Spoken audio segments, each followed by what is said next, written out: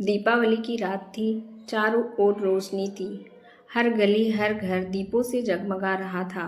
बच्चों की हंसी, मिठाइयों की खुशबू और घरों से आती पूजा की घंटियां सब मिलकर मानो खुशी का समुंदर बन रहे थे।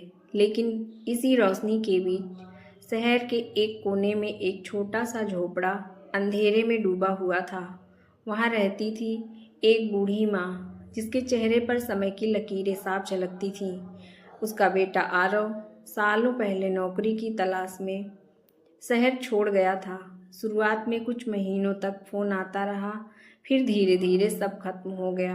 माँ हर साल दीपावली पर दरवाजे की ओर उम्मीद से देखती, लेकिन कोई नहीं आता। इस बार भी उसने वही मिट्टी का दीपक निकाला जो सालों से उसका एकमात्र साथी था। उसने कांपते हाथों से तेल डाला, बत्ती रखी और दीपक जलाया। दीपक की लौ झिलमिलाई और माँ ने हाथ जोड़कर कहा, हे माँ लक्ष्मी, इस बार कुछ मत देना, बस मेरा बेटा जहाँ भी हो खुश रहे, और अगर हो सके तो उसे मेरी याद दिला देना। आंखों से आंसू बह निकले, लेकिन होठों पर मुस्कान थी। उधर शहर के एक बड़े बंगले में आरव अपनी पत्नी और दोस्तों के साथ पार्टी कर रहा था। चारों तरफ सजावट, म्यूजिक और हंसी खुशी का माहौल था, पर ना जाने क्यों उसके दिल में एक अजीब सी बेचैनी थी। सब कुछ होते हुए भी जैसे कुछ अधूरा था। उसकी पत्नी ने पूछा, क्या हुआ आरव, सब ठीक तो है? उसने मुस्कुराने की कोशिश की, पर बोला, पता नहीं, कुछ अजीब सा लग रहा है, जैसे कोई मुझे पुकार रहा हो। पत्नी ने कहा, शायद थक गए हो, आराम करो। लेकिन आरव का मन वही नहीं था। अचानक उसे अपनी माँ की याद आई। बचपन में माँ ने हाथ की मिठाइयाँ, दीपक जलाते समय उसका चेहरा, वो आशीर्वाद सब आँखों के सामने घूमने लगे। उसे याद आया कि माँ हर साल कहती थी, दीपावली पर एक दीप हमेशा अपनों के नाम जलाना चाहिए। आरव ने पहली बार महसूस किया कि उसने जीवन की रोशनी में अपनी असली ज्योति को खो दी थी।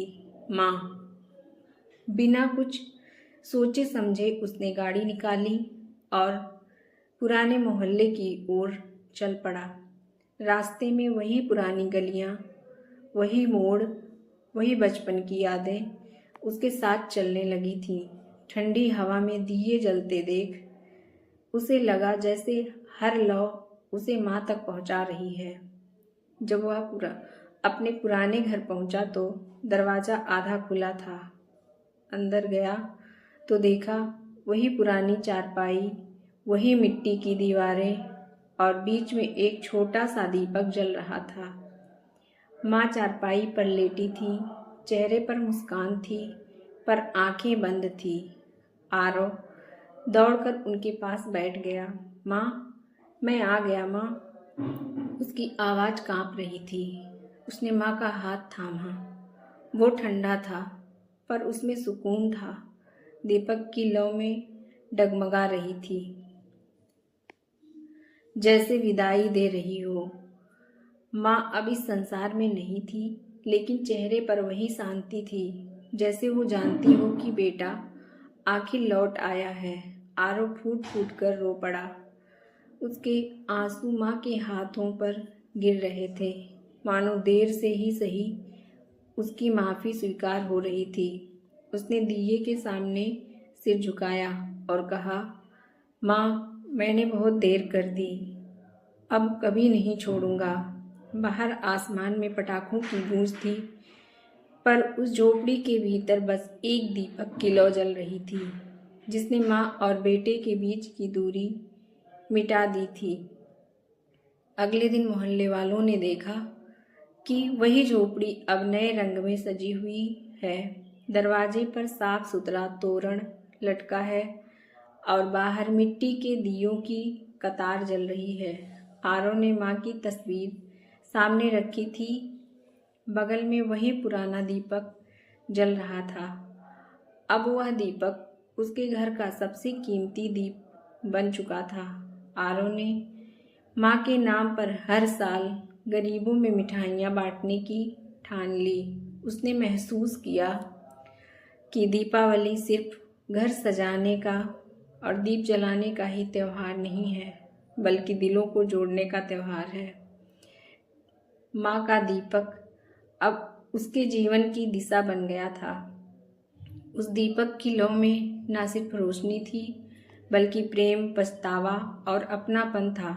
उस दिन से आरव ने हर साल दीपावली पर पहला दीप अपनी माँ के नाम से जलाना शुरू किया और हर बार वो लौ देखकर ऐसा लगता मानो माँ मुस्कुरा रही हूँ, जैसे कह रही हूँ अब घर सच में रोशन हो गया है।